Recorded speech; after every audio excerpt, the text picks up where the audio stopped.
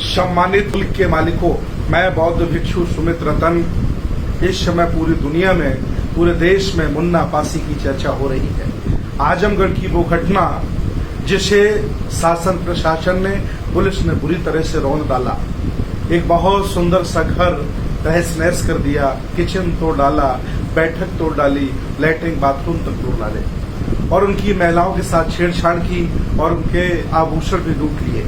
मैं आपको बता देना चाहता हूं, आजमगढ़ SC OBC बाहुल्य जनपद है, जहां पासी समाज के लोग बहुत ज्यादा रहते हैं। मैं जानकारी के लिए आपको बताना चाहता हूं कि इस देश भारत में अंग्रेजों से पहले, राजपूत राजाओं से पहले यहाँ पासी लोग शासन करते थे और लगभग 18 से 20 बड़े बड़े पासी राजा हुए और छोटे छोटे राजाओं की बात की जाए तो लगभग 50 से 52 इस देश भारत में पासी राजा हुए, जिन्होंने शासन करने का काम किया।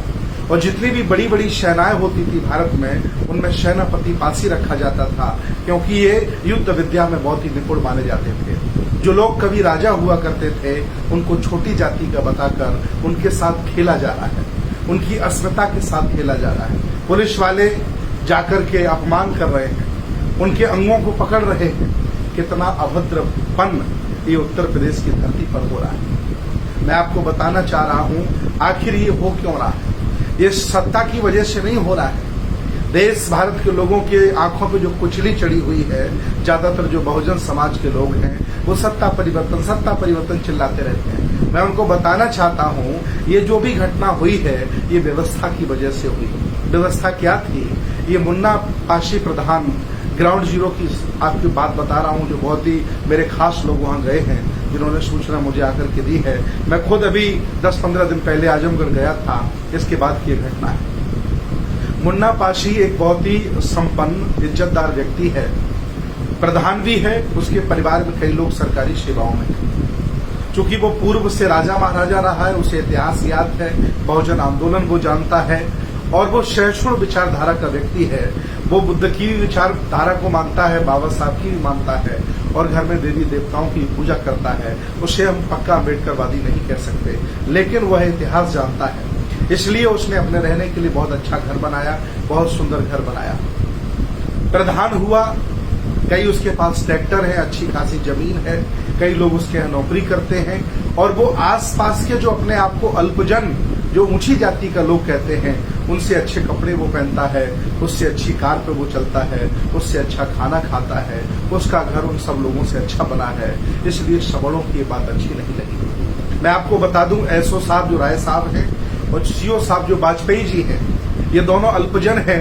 इन लोगों को पसंद नहीं आया, इसलिए उस व्यक्ति के साथ इतनी बर्बरता की है। और मैं बता दूं, ऐसी बर्बरता आए दिन तक रोज होती है।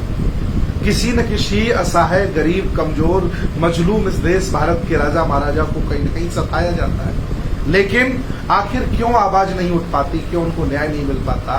क्योंकि जिन्होंने तुम्हें बांटा था, वो लोग तो मजे मार गए तुम्हें बांट कर, और तुम ईमानदारी से आज भी बटे हो। इतनी बड़ी घटना होने के बाद आज लोग टुकड़ों में वहां पहुंच रहे हैं। कभी 5 लोग पहुंच जाते हैं, कभी 10 लोग पहुंच जा रहे हैं। अरे आजमगढ़ में ही लाखों लोग रहते हैं, चारों तरफ से घेर लिया जाए तो थाने भी खाली हो जाएंगे, DM भी जिला छोड़ के भाग जाएगा। और आजमगढ़ के लोग अगर लखनऊ चले आए तो बाबा को दिल्ली भागना पड़ेगा। इतनी बड़ी जनसंख्या रहती है। लेकिन ये जातियों में बटे लोग, जातिवादी लोग, जाति के नाम पर रोटी सेंकने वाले लोग, राजनीति करने वाले लोग, ये नहीं चाहते कि जातियां खत्म हो, क्योंकि जातियां मजबूत करके उन्हें MP MLA बनने में ज्यादा वक्त नहीं लगता है और जाति खत्म होती तो शासक बनते हैं। इसलिए मैं अपील कर रहा हूं, आज भी मैं अपील आपसे कर रहा हूं कि आज उस व्यक्ति के साथ इसलिए हुआ है क्योंकि व्यवस्था में उसे छोटा और नीच माना जाता है। अगर ये व्यवस्था मनुवादी न होती, ऊंच नीच की न होती, तो मुन्ना पासी के घर को तोड़ा नहीं जाता और उसकी कार से, उसके ट्रैक्टरों से, उसके प्रधान होने से, उसके नए पेट्रोल पंप लगने से किसी भी ब्राह्मण को, ठाकुर को आपत्ति नहीं होती। लेकिन यह देश भारत में आज भी बाबा साहब ने संविधान लिखा और संविधान में उन्होंने लिखा है कि संविधान लागू होने से पहले देश भारत में जितने भी जातिवाद था, जितनी भी ऊंच नीच थी, जितने भी पुराने रीति रिवाज कानून थे, मैं उन्हें शून्य घोषित करता हूं। लेकिन आज भी संविधान भले ही खूबसूरत है, बहुत अच्छा है, लेकिन उसको चलाने वाले जल्लाद बैठे हैं। इसलिए मुन्ना पासी जैसे लोगों के साथ अन्याय हो रहा है। मैं अपील कर रहा हूं आप लोगों से कि सारे लोग मिलकर के SC OBC माइनॉरिटी के लोग मिलकर उसके घर जाइए, शासन प्रशासन से उसके लिए हेल्प करिए। अगर उसके साथ इतना बड़ा छोटे सक्षम आदमी के साथ इतना बड़ा अन्याय हो सकता है तो असहाय और कमजोर व्यक्ति को कभी कभी भी सता सकते हैं। इसलिए जाति को छोड़ो, समाज बनाओ। जातियों में बटे रहोगे तो आज पासी पिटा है, कल चमार का नंबर लगेगा, इसके बाद कभी कुशवाहा का नंबर लगेगा, कभी निषाद कूटा जाएगा, कभी यादव जी पीटे जाएंगे। धीरे धीरे सबका नंबर लग सकता है।